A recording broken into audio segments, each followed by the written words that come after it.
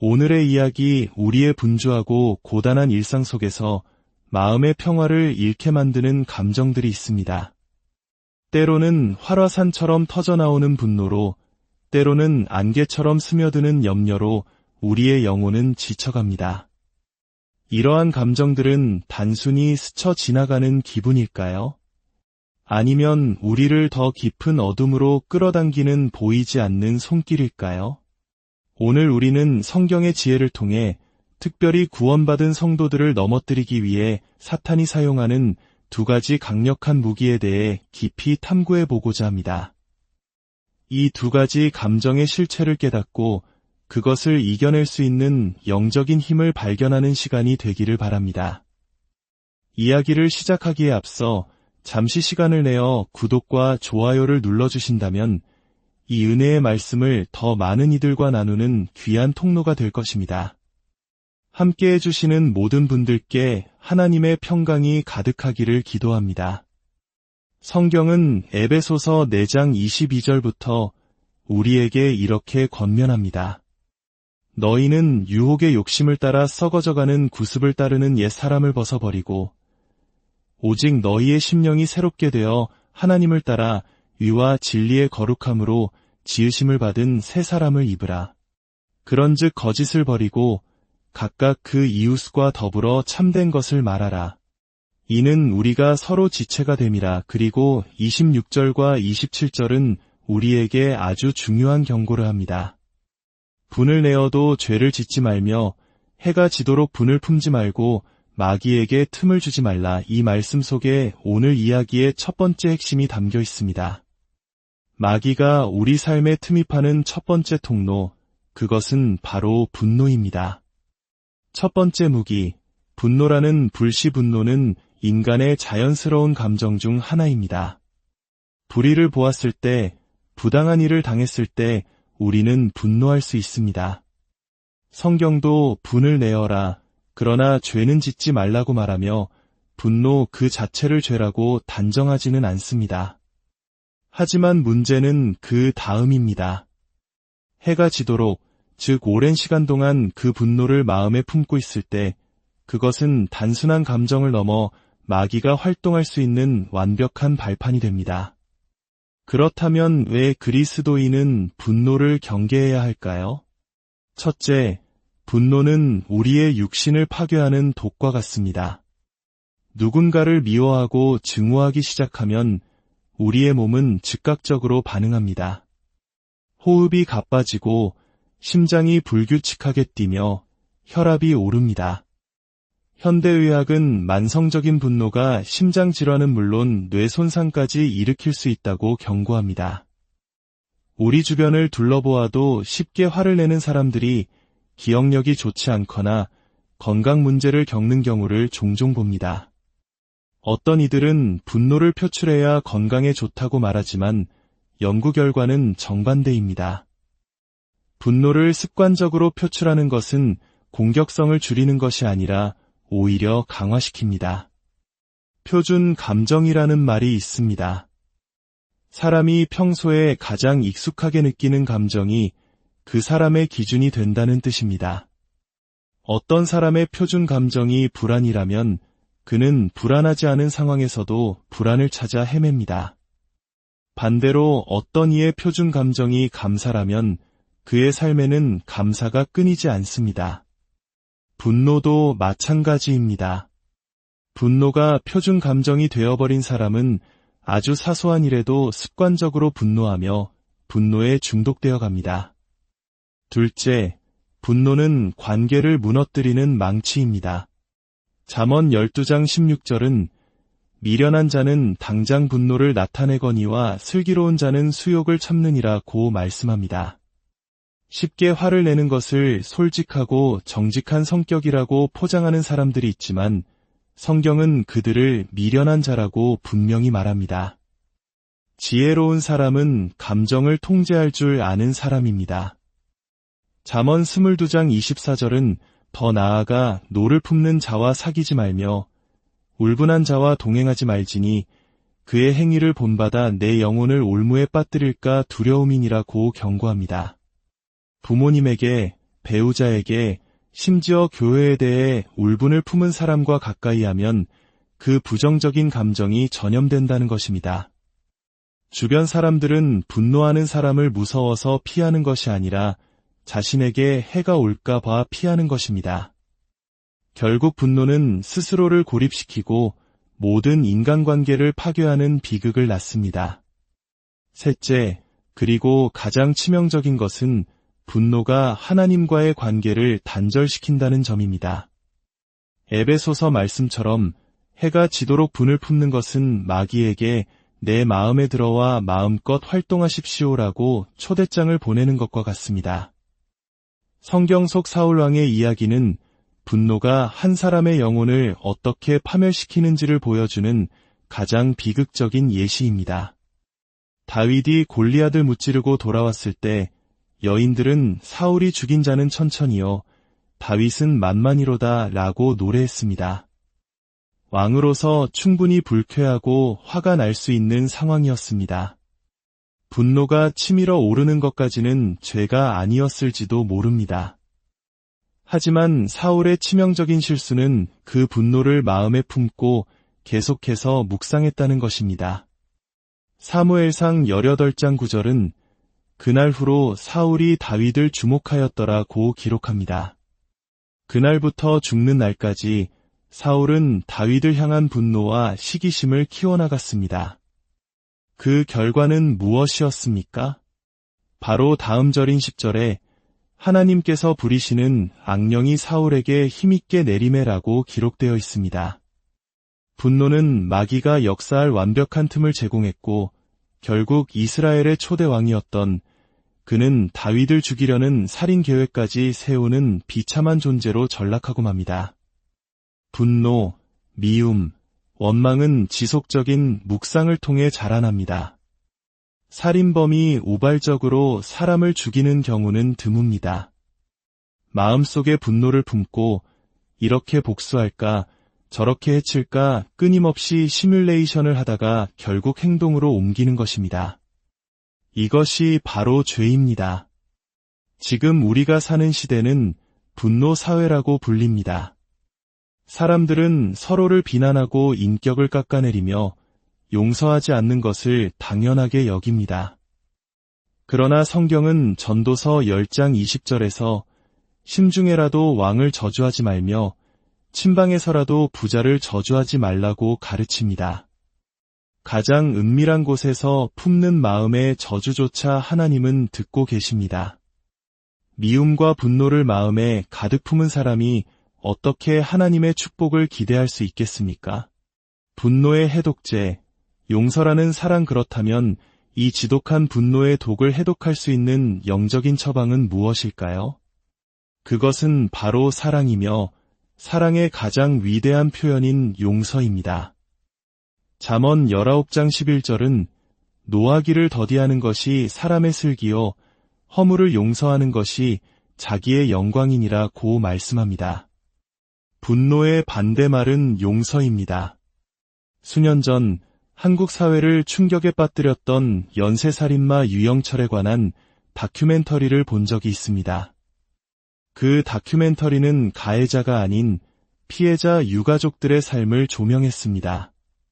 한 남성은 유영철 때문에 큰형을 잃고 그 충격으로 둘째 형과 막내 동생마저 스스로 목숨을 끊었습니다. 집안은 풍비박산이 났습니다. 그는 매일 밤 유영철에게 복수하는 악몽을 꾸며 나라가 사형시키지 않는다면 내가 교도소에 들어가서라도 내 손으로 복수하겠다며 이를 갈며 살아갔습니다. 그의 삶은 살아도 사는 것이 아니었습니다. 반면 고정원 씨라는 또 다른 유가족이 있었습니다. 그는 유영철에게 어머니와 아내 그리고 4대 독자 아들까지 한나란 씨에 모두 잃었습니다. 퇴근하고 돌아온 집은 피로 흥건했고 그는 자기 손으로 그 핏자국을 닦아내야 했습니다. 처음에는 그 역시 복수심에 불타 자살까지 결심했습니다. 하지만 그는 깨달았습니다. 증오와 분노를 품고 사는 것은 결국 자기 자신을 죽이는 길이라는 것을. 그는 살기 위해 자기 자신을 위해 억지로라도 용서하자고 결심했습니다. 용서는 쉽지 않았습니다. 그는 성경을 창세기부터 요한계시록까지 3번이나 필사하며 하나님께 매달렸고 어느 순간 가해자를 이해하는 마음이 생겼다고 합니다. 그는 유영철을 사형시키지 말아달라는 탄원서를 제출하고 자신의 넉넉지 않은 형편에도 영치금을 보내주며 나는 당신을 용서했습니다. 라는 편지를 썼습니다. 이 두 사람의 삶은 우리에게 깊은 질문을 던집니다. 진정한 복수는 무엇일까요? 원한을 품고 내 인생을 지옥으로 만드는 것일까요? 아니면 용서를 통해 나 자신을 증오의 감옥에서 해방시키는 것일까요? 사람은 누군가를 미워하다가 그 사람을 닮아갑니다. 폭력적인 아버지 밑에서 자라며 나는 절대 저렇게 살지 않겠다고 다짐했지만 무의식 중에 아버지를 용서하지 못했기에 결국 아버지의 폭력성을 닮아가는 비극이 되풀이됩니다. 시부모님을 미워하다가 내가 받은 상처를 곱씹다가 어느새 나 자신이 그토록 싫어했던 시어머니의 얼굴을 하고 있는 것을 발견하게 됩니다. 주님은 우리가 원수와 똑같은 얼굴이 되는 것을 참지 못하십니다. 용서는 그 사람을 위해서가 아니라 바로 나 자신을 위해서 해야 하는 것입니다. 허물을 용서하는 것이 자기의 영광이니라는 말씀처럼 하나님은 용서하는 자에게 반드시 하늘의 상급으로 갚아주실 것입니다.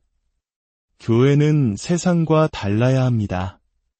100가지 중에 99가지가 달라도 우리가 예수 그리스도의 피로 구원받은 형제자매라는 단 한 가지 공통점 때문에 서로를 덮어주고 용서할 수 있는 곳이 바로 교회입니다. 교회 안에서 가장 많이 들려야 할 말은 괜찮습니다. 라는 말일 것입니다. 형제님, 괜찮습니다. 자매님, 정말 잘하고 계십니다. 제가 다 받아들입니다. 이 따뜻한 용납과 용서의 언어가 마귀의 모든 공격을 무력화시키는 힘이 될 것입니다. 두 번째 무기, 염려라는 그림자 마귀가 사용하는 또 하나의 강력한 무기는 바로 염려입니다.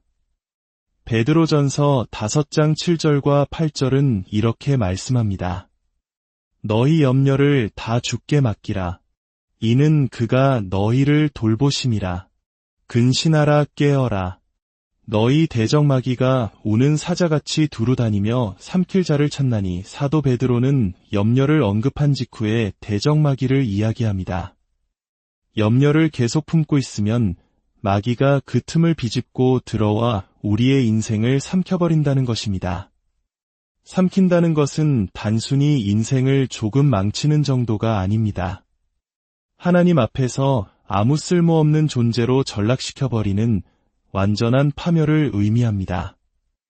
염려에 사로잡히면 마귀는 온갖 부정적인 생각을 우리 마음에 쏟아붓습니다. 내 인생은 끝났어.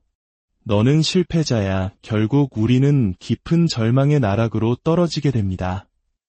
지금 우리가 사는 시대는 염려하기에 너무나 좋은 환경입니다. 치솟는 집값과 물가, 어려운 취업, 자녀 교육 문제, 그리고 예측할 수 없는 질병들. 우리는 하루하루를 아슬아슬하게 살아가고 있습니다. 그러나 주님은 단호하게 말씀하십니다.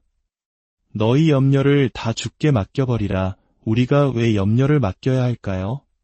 첫째, 염려는 아무런 유익이 없기 때문입니다. 예수님께서는 마태복음 6장 27절에서 너희 중에 누가 염려함으로 그 키를 한 자라도 더할 수 있느냐고 물으셨습니다. 염려한다고 해서 문제가 해결되지 않습니다. 오히려 염려는 문제 해결에 필요한 지혜와 에너지를 앗아가고 우리를 무기력하게 만들 뿐입니다. 제가 아프리카 선교를 갔을 때의 일입니다. 방문했던 한 자매님의 가정은 너무나 열악했습니다. 집 앞에는 악취가 나는 회색 개울이 흘렀고 집안은 모기로 가득했습니다. 그들은 바닥에서 잠을 잘 수 없어 낡은 스펀지를 주워다 침대처럼 사용하고 있었습니다. 이미 복음을 전하다가 주변 사람들로부터 미쳤다는 소리, 귀신 들렸다는 소리를 듣는 그분들에게 무슨 말을 해줄 수 있을까요? 드릴 수 있는 말씀은 오직 천국에 대한 소망뿐이었습니다. 그런데 놀랍게도 천국에 대한 말씀을 전할 때 그들의 눈은 그 어떤 사람들보다도 밝게 빛났습니다. 이 세상에서는 가진 것이 아무것도 없지만 구원받았다는 사실 하나, 곧 천국에 들어갈 것이라는 소망 하나로 그들은 기뻐하고 감사했습니다. 교제가 끝난 후 그들은 저희를 위해 식사를 대접했습니다. 바나나 몇 개와 깍두기처럼 썬 파인애플, 그리고 닭 날개 몇 조각이 전부였습니다. 아마 그들에게는 몇 달치 생활비에 해당하는 음식이었을 것입니다. 그날 아침과 점심도 굶었을 것이 분명한 그들이 복음을 전해준 한국의 형제자매들을 위해 몇 달 전부터 준비한 그 식탁 앞에서 저는 세상에서 가장 비싼 바나나를 먹었습니다. 그들을 보며 깨달았습니다. 우리는 가진 것이 너무 많기에 오히려 더 많이 염려하고 그들은 가진 것이 없기에 오직 하나님 한 분만 의지하며 평안을 누리고 있었습니다. 먼저 된 자가 나중되고 나중된 자가 먼저 되리라는 주님의 말씀이 경고처럼 들렸습니다. 초대교회 성도들은 극심한 핍박과 가난 속에서도 자신들의 이름 뒤에 아메림노스라는 단어를 붙여 불렀다고 합니다. 헬라어로 염려하지 않는 사람이라는 뜻입니다. 그들은 염려할 수밖에 없는 최악의 상황 속에서도 나는 염려하지 않겠다. 주님이 나를 돌보시기 때문이다. 라고 믿음으로 선포하며 살았습니다. 믿음의 시작은 염려의 끝입니다. 반대로 말하면 염려의 시작은 믿음의 끝입니다. 우리가 이 험난한 마지막 시대를 살아가면서 염려하지 않음으로써 세상에 내가 구원받은 하나님의 자녀임을 증명해 보여야 합니다. 사랑과 믿음으로 승리하는 삼결국 마귀의 두 가지 무기인 분노와 염려를 이길 수 있는 신앙의 덕목은 사랑과 믿음입니다. 성경 전체가 우리에게 강조하는 핵심이 바로 이 두 가지입니다. 에베소서 6장 23절은 이렇게 우리를 축복합니다. 아버지 하나님과 주 예수 그리스도께로부터 평안과 믿음을 겸한 사랑이 형제들에게 있을지어다. 우리가 주님 앞에 서는 그날까지 결코 놓지 말아야 할 두 기둥은 바로 믿음과 사랑입니다. 오늘 여러분의 마음을 무겁게 짓누르는 분노가 있다면 나 자신을 위해 용서하는 사랑을 선택하시기를 축복합니다. 오늘 여러분의 내일을 불투명하게 만드는 염려가 있다면 모든 것을 주님께 맡기는 온전한 믿음을 선택하시기를 축복합니다. 우리가 사랑과 믿음으로 굳게 설 때 마귀의 모든 공격은 힘을 잃고 우리는 하나님의 자녀로서 승리하는 삶을 살아가게 될 것입니다. 주님 오시는 그날까지 이 믿음과 사랑의 길을 함께 걸어가는 우리 모두가 되길. 오늘의 이야기, 우리의 분주하고 고단한 일상 속에서 마음의 평화를 잃게 만드는 감정들이 있습니다. 때로는 활화산처럼 터져나오는 분노로, 때로는 안개처럼 스며드는 염려로 우리의 영혼은 지쳐갑니다. 이러한 감정들은 단순히 스쳐 지나가는 기분일까요? 아니면 우리를 더 깊은 어둠으로 끌어당기는 보이지 않는 손길일까요? 오늘 우리는 성경의 지혜를 통해 특별히 구원받은 성도들을 넘어뜨리기 위해 사탄이 사용하는 두 가지 강력한 무기에 대해 깊이 탐구해 보고자 합니다. 이 두 가지 감정의 실체를 깨닫고 그것을 이겨낼 수 있는 영적인 힘을 발견하는 시간이 되기를 바랍니다. 이야기를 시작하기에 앞서 잠시 시간을 내어 구독과 좋아요를 눌러주신다면 이 은혜의 말씀을 더 많은 이들과 나누는 귀한 통로가 될 것입니다. 함께 해주시는 모든 분들께 하나님의 평강이 가득하기를 기도합니다. 성경은 에베소서 4장 22절부터 우리에게 이렇게 권면합니다. 너희는 유혹의 욕심을 따라 썩어져가는 구습을 따르는 옛 사람을 벗어버리고 오직 너희의 심령이 새롭게 되어 하나님을 따라 위와 진리의 거룩함으로 지으심을 받은 새 사람을 입으라. 그런즉 거짓을 버리고 각각 그 이웃과 더불어 참된 것을 말하라. 이는 우리가 서로 지체가 됨이라. 그리고 26절과 27절은 우리에게 아주 중요한 경고를 합니다. 분을 내어도 죄를 짓지 말며 해가 지도록 분을 품지 말고 마귀에게 틈을 주지 말라. 이 말씀 속에 오늘 이야기의 첫 번째 핵심이 담겨 있습니다. 마귀가 우리 삶에 틈입하는 첫 번째 통로, 그것은 바로 분노입니다. 첫 번째 무기, 분노라는 불시분노는 인간의 자연스러운 감정 중 하나입니다. 불의를 보았을 때, 부당한 일을 당했을 때 우리는 분노할 수 있습니다. 성경도 분을 내어라, 그러나 죄는 짓지 말라고 말하며 분노 그 자체를 죄라고 단정하지는 않습니다. 하지만 문제는 그 다음입니다. 해가 지도록, 즉 오랜 시간 동안 그 분노를 마음에 품고 있을 때 그것은 단순한 감정을 넘어 마귀가 활동할 수 있는 완벽한 발판이 됩니다. 그렇다면 왜 그리스도인은 분노를 경계해야 할까요? 첫째, 분노는 우리의 육신을 파괴하는 독과 같습니다. 누군가를 미워하고 증오하기 시작하면 우리의 몸은 즉각적으로 반응합니다. 호흡이 가빠지고 심장이 불규칙하게 뛰며 혈압이 오릅니다. 현대의학은 만성적인 분노가 심장 질환은 물론 뇌 손상까지 일으킬 수 있다고 경고합니다. 우리 주변을 둘러보아도 쉽게 화를 내는 사람들이 기억력이 좋지 않거나 건강 문제를 겪는 경우를 종종 봅니다. 어떤 이들은 분노를 표출해야 건강에 좋다고 말하지만 연구 결과는 정반대입니다. 분노를 습관적으로 표출하는 것은 공격성을 줄이는 것이 아니라 오히려 강화시킵니다. 표준 감정이라는 말이 있습니다. 사람이 평소에 가장 익숙하게 느끼는 감정이 그 사람의 기준이 된다는 뜻입니다. 어떤 사람의 표준 감정이 불안이라면 그는 불안하지 않은 상황에서도 불안을 찾아 헤맵니다. 반대로 어떤 이의 표준 감정이 감사라면 그의 삶에는 감사가 끊이지 않습니다. 분노도 마찬가지입니다. 분노가 표준 감정이 되어버린 사람은 아주 사소한 일에도 습관적으로 분노하며 분노에 중독되어 갑니다. 둘째, 분노는 관계를 무너뜨리는 망치입니다. 잠언 12장 16절은 미련한 자는 당장 분노를 나타내거니와 슬기로운 자는 수욕을 참느니라고 말씀합니다.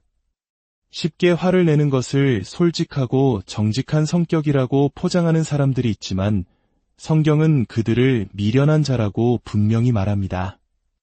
지혜로운 사람은 감정을 통제할 줄 아는 사람입니다. 잠언 22장 24절은 더 나아가 노를 품는 자와 사귀지 말며 울분한 자와 동행하지 말지니 그의 행위를 본받아 내 영혼을 올무에 빠뜨릴까 두려움이니라고 경고합니다. 부모님에게, 배우자에게, 심지어 교회에 대해 울분을 품은 사람과 가까이 하면 그 부정적인 감정이 전염된다는 것입니다. 주변 사람들은 분노하는 사람을 무서워서 피하는 것이 아니라 자신에게 해가 올까 봐 피하는 것입니다. 결국 분노는 스스로를 고립시키고 모든 인간관계를 파괴하는 비극을 낳습니다. 셋째, 그리고 가장 치명적인 것은 분노가 하나님과의 관계를 단절시킨다는 점입니다. 에베소서 말씀처럼 해가 지도록 분을 품는 것은 마귀에게 내 마음에 들어와 마음껏 활동하십시오라고 초대장을 보내는 것과 같습니다. 성경 속 사울왕의 이야기는 분노가 한 사람의 영혼을 어떻게 파멸시키는지를 보여주는 가장 비극적인 예시입니다. 다윗이 골리앗을 무찌르고 돌아왔을 때 여인들은 사울이 죽인 자는 천천히요, 다윗은 만만이로다 라고 노래했습니다. 왕으로서 충분히 불쾌하고 화가 날 수 있는 상황이었습니다. 분노가 치밀어 오르는 것까지는 죄가 아니었을지도 모릅니다. 하지만 사울의 치명적인 실수는 그 분노를 마음에 품고 계속해서 묵상했다는 것입니다. 사무엘상 18장 9절은 그날 후로 사울이 다윗을 주목하였더라고 기록합니다. 그날부터 죽는 날까지 사울은 다윗을 향한 분노와 시기심을 키워나갔습니다. 그 결과는 무엇이었습니까? 바로 다음 절인 10절에 하나님께서 부리시는 악령이 사울에게 힘있게 내리매라고 기록되어 있습니다. 분노는 마귀가 역사할 완벽한 틈을 제공했고 결국 이스라엘의 초대 왕이었던 그는 다윗을 죽이려는 살인 계획까지 세우는 비참한 존재로 전락하고 맙니다. 분노, 미움, 원망은 지속적인 묵상을 통해 자라납니다. 살인범이 우발적으로 사람을 죽이는 경우는 드뭅니다. 마음속에 분노를 품고 이렇게 복수할까, 저렇게 해칠까 끊임없이 시뮬레이션을 하다가 결국 행동으로 옮기는 것입니다. 이것이 바로 죄입니다. 지금 우리가 사는 시대는 분노 사회라고 불립니다. 사람들은 서로를 비난하고 인격을 깎아내리며 용서하지 않는 것을 당연하게 여깁니다. 그러나 성경은 전도서 10장 20절에서 심중에라도 왕을 저주하지 말며 침방에서라도 부자를 저주하지 말라고 가르칩니다. 가장 은밀한 곳에서 품는 마음의 저주조차 하나님은 듣고 계십니다. 미움과 분노를 마음에 가득 품은 사람이 어떻게 하나님의 축복을 기대할 수 있겠습니까? 분노의 해독제, 용서라는 사랑 그렇다면 이 지독한 분노의 독을 해독할 수 있는 영적인 처방은 무엇일까요? 그것은 바로 사랑이며 사랑의 가장 위대한 표현인 용서입니다. 잠언 19장 11절은 노하기를 더디하는 것이 사람의 슬기요 허물을 용서하는 것이 자기의 영광이니라고 말씀합니다. 분노의 반대말은 용서입니다. 수년 전 한국 사회를 충격에 빠뜨렸던 연쇄살인마 유영철에 관한 다큐멘터리를 본 적이 있습니다. 그 다큐멘터리는 가해자가 아닌 피해자 유가족들의 삶을 조명했습니다. 한 남성은 유영철 때문에 큰형을 잃고 그 충격으로 둘째 형과 막내 동생마저 스스로 목숨을 끊었습니다. 집안은 풍비박산이 났습니다. 그는 매일 밤 유영철에게 복수하는 악몽을 꾸며 나라가 사형시키지 않는다면 내가 교도소에 들어가서라도 내 손으로 복수하겠다며 이를 갈며 살아갔습니다. 그의 삶은 살아도 사는 것이 아니었습니다. 반면 고정원 씨라는 또 다른 유가족이 있었습니다. 그는 유영철에게 어머니와 아내 그리고 4대 독자 아들까지 한나란 씨에 모두 잃었습니다. 퇴근하고 돌아온 집은 피로 흥건했고 그는 자기 손으로 그 핏자국을 닦아내야 했습니다. 처음에는 그 역시 복수심에 불타 자살까지 결심했습니다. 하지만 그는 깨달았습니다. 증오와 분노를 품고 사는 것은 결국 자기 자신을 죽이는 길이라는 것을. 그는 살기 위해 자기 자신을 위해 억지로라도 용서하자고 결심했습니다. 용서는 쉽지 않았습니다. 그는 성경을 창세기부터 요한계시록까지 3번이나 필사하며 하나님께 매달렸고 어느 순간 가해자를 이해하는 마음이 생겼다고 합니다. 그는 유영철을 사형시키지 말아달라는 탄원서를 제출하고 자신의 넉넉지 않은 형편에도 영치금을 보내주며 나는 당신을 용서했습니다. 라는 편지를 썼습니다. 이 두 사람의 삶은 우리에게 깊은 질문을 던집니다. 진정한 복수는 무엇일까요? 원한을 품고 내 인생을 지옥으로 만드는 것일까요? 아니면 용서를 통해 나 자신을 증오의 감옥에서 해방시키는 것일까요? 사람은 누군가를 미워하다가 그 사람을 닮아갑니다. 폭력적인 아버지 밑에서 자라며 나는 절대 저렇게 살지 않겠다고 다짐했지만 무의식 중에 아버지를 용서하지 못했기에 결국 아버지의 폭력성을 닮아가는 비극이 되풀이됩니다. 시부모님을 미워하다가 내가 받은 상처를 곱씹다가 어느새 나 자신이 그토록 싫어했던 시어머니의 얼굴을 하고 있는 것을 발견하게 됩니다. 주님은 우리가 원수와 똑같은 얼굴이 되는 것을 참지 못하십니다. 용서는 그 사람을 위해서가 아니라 바로 나 자신을 위해서 해야 하는 것입니다. 허물을 용서하는 것이 자기의 영광이니라는 말씀처럼 하나님은 용서하는 자에게 반드시 하늘의 상급으로 갚아주실 것입니다. 교회는 세상과 달라야 합니다. 100가지 중에 99가지가 달라도 우리가 예수 그리스도의 피로 구원받은 형제자매라는 단 한 가지 공통점 때문에 서로를 덮어주고 용서할 수 있는 곳이 바로 교회입니다. 교회 안에서 가장 많이 들려야 할 말은 괜찮습니다. 라는 말일 것입니다. 형제님, 괜찮습니다.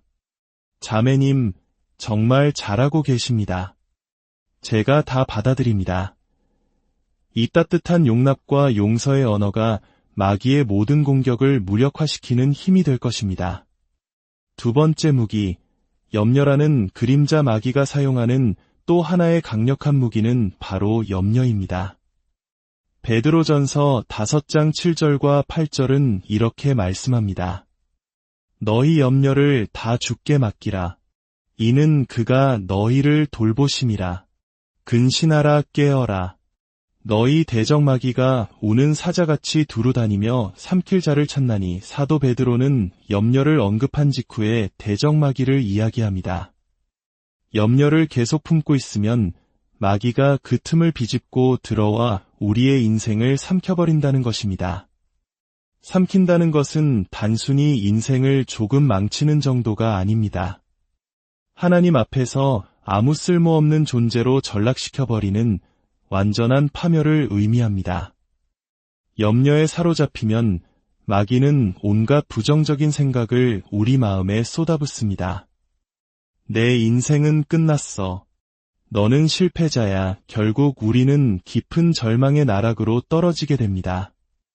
지금 우리가 사는 시대는 염려하기에 너무나 좋은 환경입니다.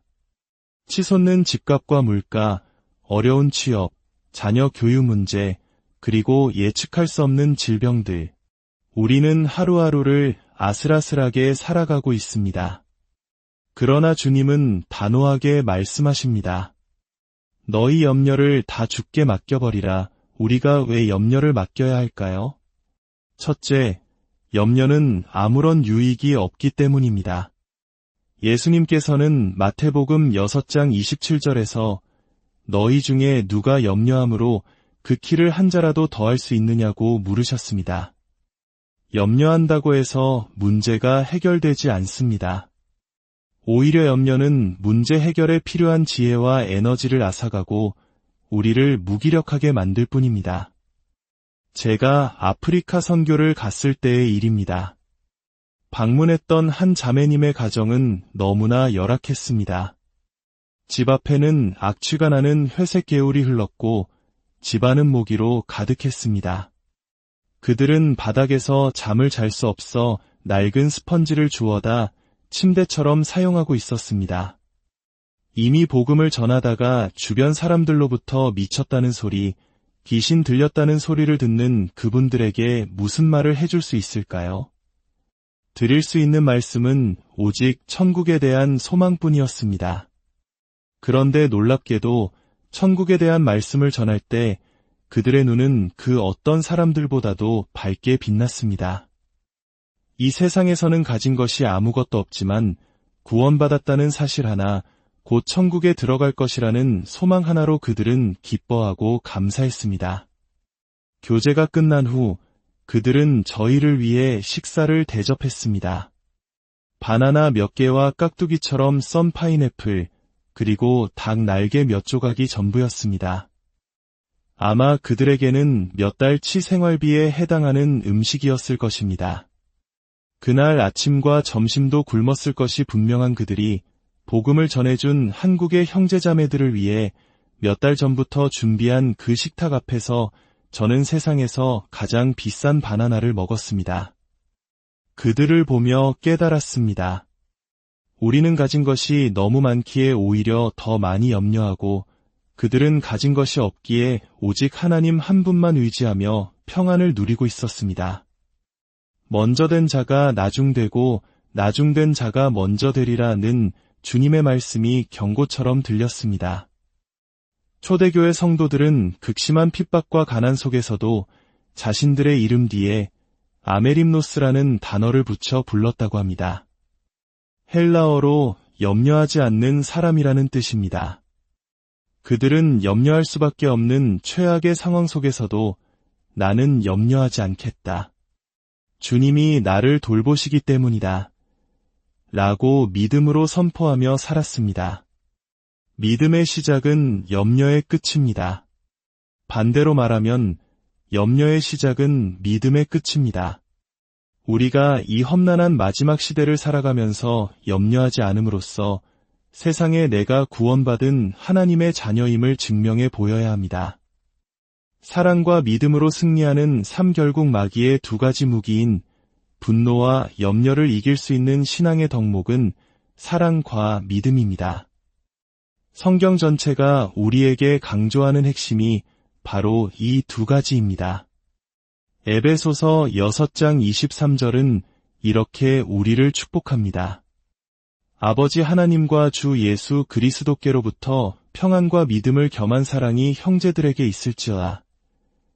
우리가 주님 앞에 서는 그날까지 결코 놓지 말아야 할 두 기둥은 바로 믿음과 사랑입니다. 오늘 여러분의 마음을 무겁게 짓누르는 분노가 있다면 나 자신을 위해 용서하는 사랑을 선택하시기를 축복합니다. 오늘 여러분의 내일을 불투명하게 만드는 염려가 있다면 모든 것을 주님께 맡기는 온전한 믿음을 선택하시기를 축복합니다. 우리가 사랑과 믿음으로 굳게 설 때 마귀의 모든 공격은 힘을 잃고 우리는 하나님의 자녀로서 승리하는 삶을 살아가게 될 것입니다. 주님 오시는 그날까지 이 믿음과 사랑의 길을 함께 걸어가는 우리 모두가 되길. 오늘의 이야기 우리의 분주하고 고단한 일상 속에서 마음의 평화를 잃게 만드는 감정들이 있습니다. 때로는 활화산처럼 터져나오는 분노로, 때로는 안개처럼 스며드는 염려로 우리의 영혼은 지쳐갑니다. 이러한 감정들은 단순히 스쳐 지나가는 기분일까요? 아니면 우리를 더 깊은 어둠으로 끌어당기는 보이지 않는 손길일까요? 오늘 우리는 성경의 지혜를 통해 특별히 구원받은 성도들을 넘어뜨리기 위해 사탄이 사용하는 두 가지 강력한 무기에 대해 깊이 탐구해 보고자 합니다. 이 두 가지 감정의 실체를 깨닫고 그것을 이겨낼 수 있는 영적인 힘을 발견하는 시간이 되기를 바랍니다. 이야기를 시작하기에 앞서 잠시 시간을 내어 구독과 좋아요를 눌러주신다면 이 은혜의 말씀을 더 많은 이들과 나누는 귀한 통로가 될 것입니다. 함께 해주시는 모든 분들께 하나님의 평강이 가득하기를 기도합니다. 성경은 에베소서 4장 22절부터 우리에게 이렇게 권면합니다. 너희는 유혹의 욕심을 따라 썩어져가는 구습을 따르는 옛 사람을 벗어버리고 오직 너희의 심령이 새롭게 되어 하나님을 따라 의와 진리의 거룩함으로 지으심을 받은 새 사람을 입으라. 그런즉 거짓을 버리고 각각 그 이웃과 더불어 참된 것을 말하라. 이는 우리가 서로 지체가 됨이라. 그리고 26절과 27절은 우리에게 아주 중요한 경고를 합니다. 분을 내어도 죄를 짓지 말며 해가 지도록 분을 품지 말고 마귀에게 틈을 주지 말라. 이 말씀 속에 오늘 이야기의 첫 번째 핵심이 담겨 있습니다. 마귀가 우리 삶에 틈입하는 첫 번째 통로, 그것은 바로 분노입니다. 첫 번째 무기, 분노라는 불시분노는 인간의 자연스러운 감정 중 하나입니다.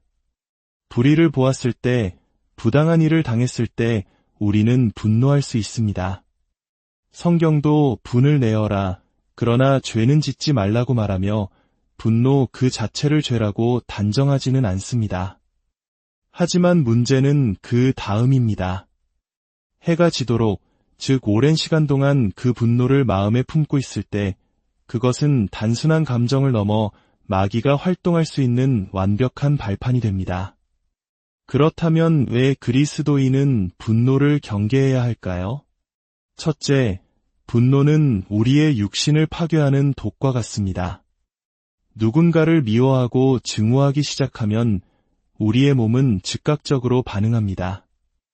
호흡이 가빠지고 심장이 불규칙하게 뛰며 혈압이 오릅니다. 현대의학은 만성적인 분노가 심장질환은 물론 뇌 손상까지 일으킬 수 있다고 경고합니다. 우리 주변을 둘러보아도 쉽게 화를 내는 사람들이 기억력이 좋지 않거나 건강 문제를 겪는 경우를 종종 봅니다. 어떤 이들은 분노를 표출해야 건강에 좋다고 말하지만 연구 결과는 정반대입니다. 분노를 습관적으로 표출하는 것은 공격성을 줄이는 것이 아니라 오히려 강화시킵니다. 표준 감정이라는 말이 있습니다. 사람이 평소에 가장 익숙하게 느끼는 감정이 그 사람의 기준이 된다는 뜻입니다.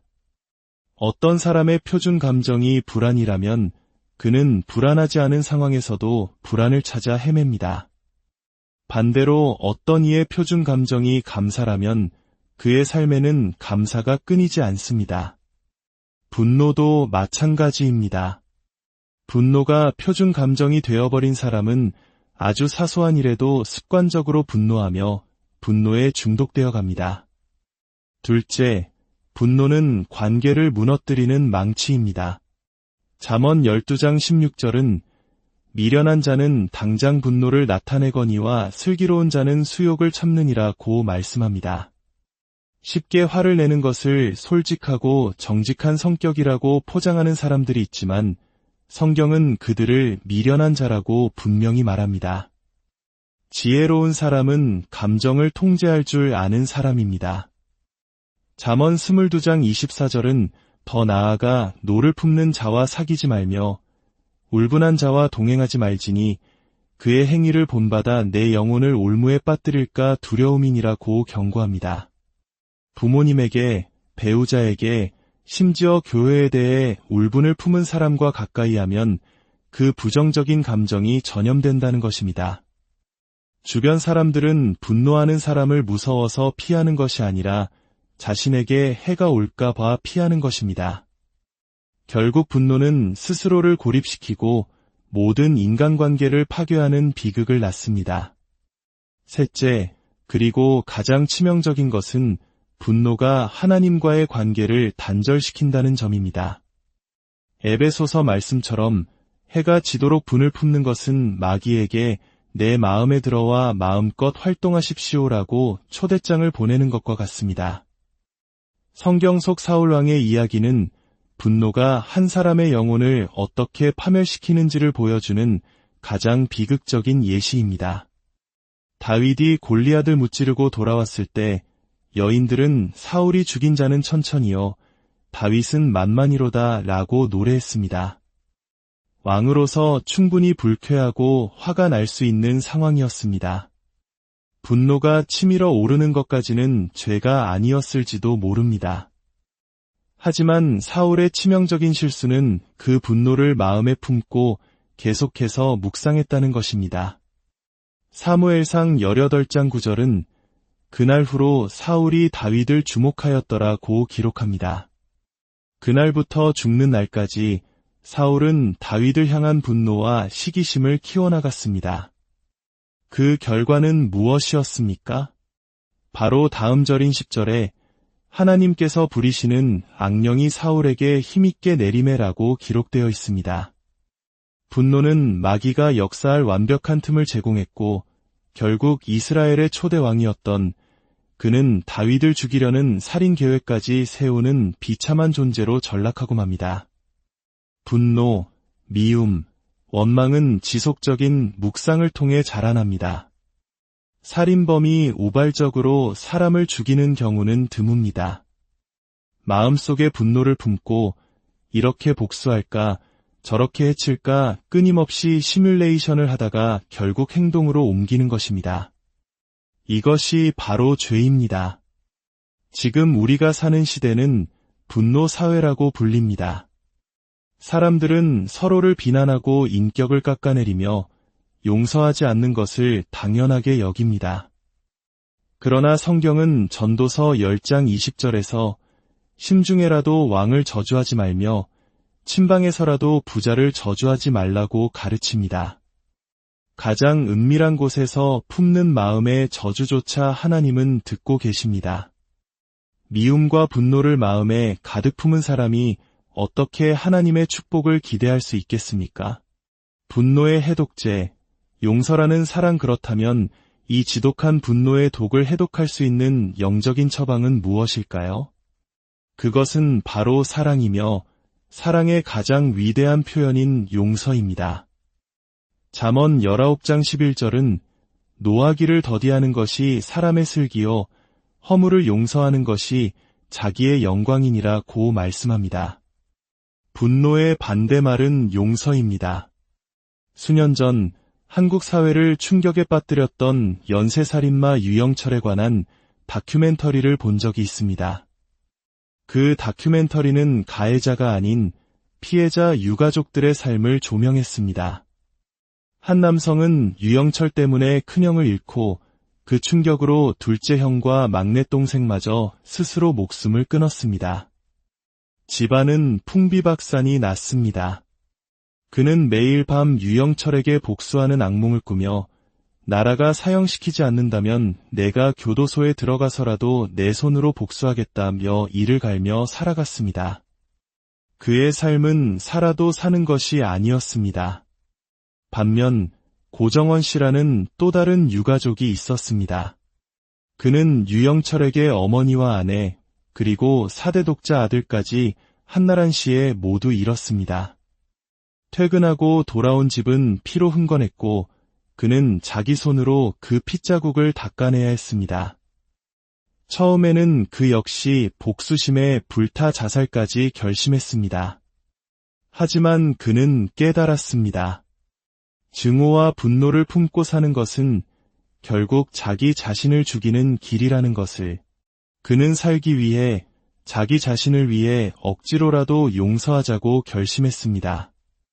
용서는 쉽지 않았습니다. 그는 성경을 창세기부터 요한계시록까지 3번이나 필사하며 하나님께 매달렸고 어느 순간 가해자를 이해하는 마음이 생겼다고 합니다. 그는 유영철을 사형시키지 말아달라는 탄원서를 제출하고 자신의 넉넉지 않은 형편에도 영치금을 보내주며 나는 당신을 용서했습니다. 라는 편지를 썼습니다. 이 두 사람의 삶은 우리에게 깊은 질문을 던집니다. 진정한 복수는 무엇일까요? 원한을 품고 내 인생을 지옥으로 만드는 것일까요? 아니면 용서를 통해 나 자신을 증오의 감옥에서 해방시키는 것일까요? 사람은 누군가를 미워하다가 그 사람을 닮아갑니다. 폭력적인 아버지 밑에서 자라며 나는 절대 저렇게 살지 않겠다고 다짐했지만 무의식 중에 아버지를 용서하지 못했기에 결국 아버지의 폭력성을 닮아가는 비극이 되풀이됩니다. 시부모님을 미워하다가 내가 받은 상처를 곱씹다가 어느새 나 자신이 그토록 싫어했던 시어머니의 얼굴을 하고 있는 것을 발견하게 됩니다. 주님은 우리가 원수와 똑같은 얼굴이 되는 것을 참지 못하십니다. 용서는 그 사람을 위해서가 아니라 바로 나 자신을 위해서 해야 하는 것입니다. 허물을 용서하는 것이 자기의 영광이니라는 말씀처럼 하나님은 용서하는 자에게 반드시 하늘의 상급으로 갚아주실 것입니다. 교회는 세상과 달라야 합니다. 100가지 중에 99가지가 달라도 우리가 예수 그리스도의 피로 구원받은 형제자매라는 단 한 가지 공통점 때문에 서로를 덮어주고 용서할 수 있는 곳이 바로 교회입니다. 교회 안에서 가장 많이 들려야 할 말은 괜찮습니다. 라는 말일 것입니다. 형제님, 괜찮습니다. 자매님, 정말 잘하고 계십니다. 제가 다 받아들입니다. 이 따뜻한 용납과 용서의 언어가 마귀의 모든 공격을 무력화시키는 힘이 될 것입니다.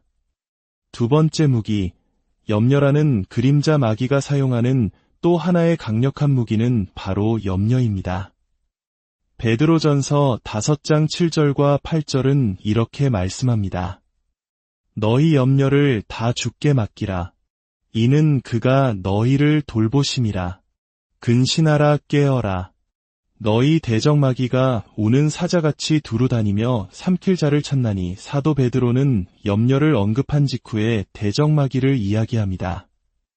염려를 계속 품고 있으면 마귀가 그 틈을 비집고 들어와 우리의 인생을 삼켜버린다는 것입니다.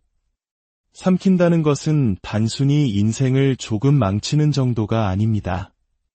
하나님 앞에서 아무 쓸모없는 존재로 전락시켜버리는 완전한 파멸을 의미합니다. 염려에 사로잡히면 마귀는 온갖 부정적인 생각을 우리 마음에 쏟아붓습니다. 내 인생은 끝났어. 너는 실패자야. 결국 우리는 깊은 절망의 나락으로 떨어지게 됩니다. 지금 우리가 사는 시대는 염려하기에 너무나 좋은 환경입니다. 치솟는 집값과 물가, 어려운 취업, 자녀 교육 문제, 그리고 예측할 수 없는 질병들. 우리는 하루하루를 아슬아슬하게 살아가고 있습니다. 그러나 주님은 단호하게 말씀하십니다. 너희 염려를 다 주께 맡겨버리라. 우리가 왜 염려를 맡겨야 할까요? 첫째, 염려는 아무런 유익이 없기 때문입니다. 예수님께서는 마태복음 6장 27절에서 너희 중에 누가 염려함으로 그 키를 한 자라도 더할 수 있느냐고 물으셨습니다. 염려한다고 해서 문제가 해결되지 않습니다. 오히려 염려는 문제 해결에 필요한 지혜와 에너지를 앗아가고 우리를 무기력하게 만들 뿐입니다. 제가 아프리카 선교를 갔을 때의 일입니다. 방문했던 한 자매님의 가정은 너무나 열악했습니다. 집 앞에는 악취가 나는 회색 개울이 흘렀고 집안은 모기로 가득했습니다. 그들은 바닥에서 잠을 잘 수 없어 낡은 스펀지를 주워다 침대처럼 사용하고 있었습니다. 이미 복음을 전하다가 주변 사람들로부터 미쳤다는 소리, 귀신 들렸다는 소리를 듣는 그분들에게 무슨 말을 해줄 수 있을까요? 드릴 수 있는 말씀은 오직 천국에 대한 소망뿐이었습니다. 그런데 놀랍게도 천국에 대한 말씀을 전할 때 그들의 눈은 그 어떤 사람들보다도 밝게 빛났습니다. 이 세상에서는 가진 것이 아무것도 없지만 구원받았다는 사실 하나, 곧 천국에 들어갈 것이라는 소망 하나로 그들은 기뻐하고 감사했습니다. 교제가 끝난 후 그들은 저희를 위해 식사를 대접했습니다. 바나나 몇 개와 깍두기처럼 썬 파인애플, 그리고 닭 날개 몇 조각이 전부였습니다. 아마 그들에게는 몇 달치 생활비에 해당하는 음식이었을 것입니다. 그날 아침과 점심도 굶었을 것이 분명한 그들이 복음을 전해준 한국의 형제자매들을 위해 몇 달 전부터 준비한 그 식탁 앞에서 저는 세상에서 가장 비싼 바나나를 먹었습니다. 그들을 보며 깨달았습니다. 우리는 가진 것이 너무 많기에 오히려 더 많이 염려하고 그들은 가진 것이 없기에 오직 하나님 한 분만 의지하며 평안을 누리고 있었습니다. 먼저 된 자가 나중되고 나중된 자가 먼저 되리라는 주님의 말씀이 경고처럼 들렸습니다. 초대교회 성도들은 극심한 핍박과 가난 속에서도 자신들의 이름 뒤에 아메림노스라는 단어를 붙여 불렀다고 합니다. 헬라어로 염려하지 않는 사람이라는 뜻입니다. 그들은 염려할 수밖에 없는 최악의 상황 속에서도 나는 염려하지 않겠다. 주님이 나를 돌보시기 때문이다. 라고 믿음으로 선포하며 살았습니다. 믿음의 시작은 염려의 끝입니다. 반대로 말하면 염려의 시작은 믿음의 끝입니다. 우리가 이 험난한 마지막 시대를 살아가면서 염려하지 않음으로써 세상에 내가 구원받은 하나님의 자녀임을 증명해 보여야 합니다. 사랑과 믿음으로 승리하는 삼결국 마귀의 두 가지 무기인 분노와 염려를 이길 수 있는 신앙의 덕목은 사랑과 믿음입니다. 성경 전체가 우리에게 강조하는 핵심이 바로 이 두 가지입니다. 에베소서 6장 23절은 이렇게 우리를 축복합니다. 아버지 하나님과 주 예수 그리스도께로부터 평안과 믿음을 겸한 사랑이 형제들에게 있을지어다. 우리가 주님 앞에 서는 그날까지 결코 놓지 말아야 할 두 기둥은 바로 믿음과 사랑입니다. 오늘 여러분의 마음을 무겁게 짓누르는 분노가 있다면 나 자신을 위해 용서하는 사랑을 선택하시기를 축복합니다. 오늘 여러분의 내일을 불투명하게 만드는 염려가 있다면 모든 것을 주님께 맡기는 온전한 믿음을 선택하시기를 축복합니다. 우리가 사랑과 믿음으로 굳게 설 때 마귀의 모든 공격은 힘을 잃고 우리는 하나님의 자녀로서 승리하는 삶을 살아가게 될 것입니다. 주님 오시는 그날까지 이 믿음과 사랑의 길을 함께 걸어가는 우리 모두가 되길. 오늘의 이야기, 우리의 분주하고 고단한 일상 속에서 마음의 평화를 잃게 만드는 감정들이 있습니다. 때로는 활화산처럼 터져나오는 분노로, 때로는 안개처럼 스며드는 염려로 우리의 영혼은 지쳐갑니다. 이러한 감정들은 단순히 스쳐 지나가는 기분일까요? 아니면 우리를 더 깊은 어둠으로 끌어당기는 보이지 않는 손길일까요? 오늘 우리는 성경의 지혜를 통해 특별히 구원받은 성도들을 넘어뜨리기 위해 사탄이 사용하는 두 가지 강력한 무기에 대해 깊이 탐구해 보고자 합니다. 이 두 가지 감정의 실체를 깨닫고 그것을 이겨낼 수 있는 영적인 힘을 발견하는 시간이 되기를 바랍니다. 이야기를 시작하기에 앞서 잠시 시간을 내어 구독과 좋아요를 눌러주신다면 이 은혜의 말씀을 더 많은 이들과 나누는 귀한 통로가 될 것입니다. 함께 해주시는 모든 분들께 하나님의 평강이 가득하기를 기도합니다. 성경은 에베소서 4장 22절부터 우리에게 이렇게 권면합니다. 너희는 유혹의 욕심을 따라 썩어져가는 구습을 따르는 옛 사람을 벗어버리고 오직 너희의 심령이 새롭게 되어 하나님을 따라 위와 진리의 거룩함으로 지으심을 받은 새 사람을 입으라. 그런즉 거짓을 버리고 각각 그 이웃과 더불어 참된 것을 말하라. 이는 우리가 서로 지체가 됨이라. 그리고 26절과 27절은 우리에게 아주 중요한 경고를 합니다. 분을 내어도 죄를 짓지 말며 해가 지도록 분을 품지 말고 마귀에게 틈을 주지 말라. 이 말씀 속에 오늘 이야기의 첫 번째 핵심이 담겨 있습니다. 마귀가 우리 삶에 틈입하는 첫 번째 통로, 그것은 바로 분노입니다. 첫 번째 무기, 분노라는 불시분노는 인간의 자연스러운 감정 중 하나입니다. 불의를 보았을 때, 부당한 일을 당했을 때 우리는 분노할 수 있습니다.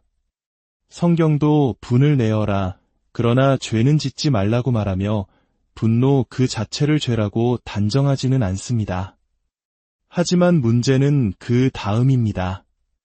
해가 지도록, 즉 오랜 시간 동안 그 분노를 마음에 품고 있을 때 그것은 단순한 감정을 넘어 마귀가 활동할 수 있는 완벽한 발판이 됩니다.